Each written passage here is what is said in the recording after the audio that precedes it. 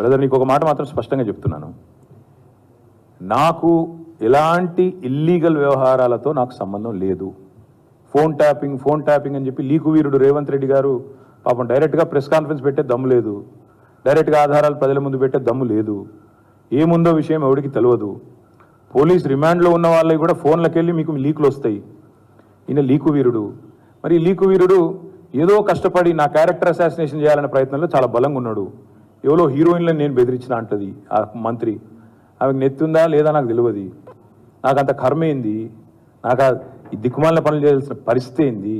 నాకు ఎలాంటి phone tapping వ్యవహారంతో నాకు ఎలాంటి సంబంధము లేదు. ఈ అడ్డమైన మాటలు ఎవరైనా మాట్లాడితే, చెత్త మాటలు ఎవరైనా మాట్లాడితే వారు మంత్రి అయినా ముఖ్యమంత్రి అయినా తాట తీస్తాము, లీగల్గానే చూసుకుంటాం. తాట తీస్తామంటే మళ్ళీ మీరు ఇదే యూట్యూబ్లో తమ్మునీళ్ళు పెట్టి తాట తీస్తామన్నాడు ఈయనకు అహంకారం ఎక్కువ అని చూపెట్టకూరి. అదే వినండి, తొందరపడకండి. తప్పకుండా లీగల్గానే ఎదుర్కొంటాం, న్యాయపరంగానే ఎదుర్కొంటాం. మాకు ఎవరిని బెదిరించాల్సిన అవసరం కానీ ఎవరిని ట్యాపింగ్ చేయాల్సిన అవసరం కానీ లేదు. కానీ దయచేసి మీడియా మిత్రులు నేను కూడా కొడతా ఉన్నా. 2014లో మా ప్రభుత్వం వచ్చింది.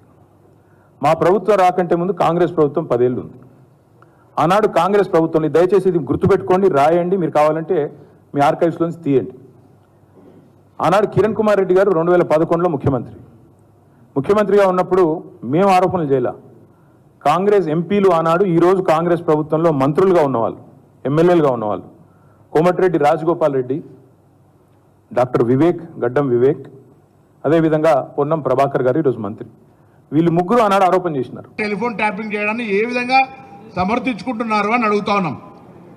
మా మీద విచారణ జరిగిందని చెప్పినాము, మాకు సంబంధించిన ట్యాపింగ్ జరిగిందని చెప్పిన మాట మేమేం తప్పించుకోవట్లేం, బరాబర్ డిమాండ్ చేసినాం.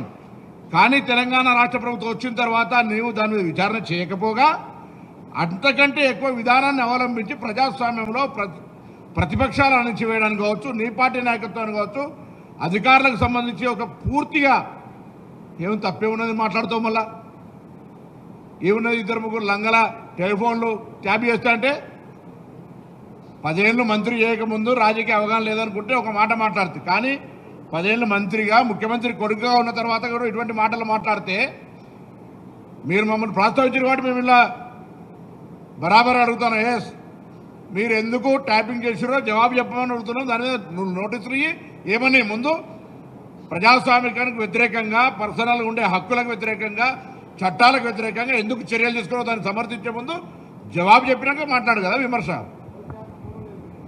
సంబంధం లేదన్నాడు, ముందెందుకు చెప్పిండు? ఆ 2-3 లంగలే చేసినాం, ఇది కంపెనీ నా స్టేట్మెంట్ కాదు, అది 2-3 లంగలే చేసినాం అన్నాడు. సంబంధం లేనప్పుడు ఆనాడు చెప్పాలి, నాకు సంబంధం లేదు ముందు నుంచి చెప్తే పర్వాలేకుండే 2-3 లంగలే చేసినానని నీ ప్రభుత్వం ఒప్పుకుంది.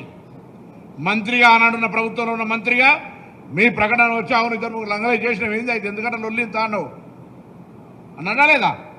అన్నంకీల సంబంధం లేదంటే మీరు ఎట్లా ఒప్పుకుంటారు?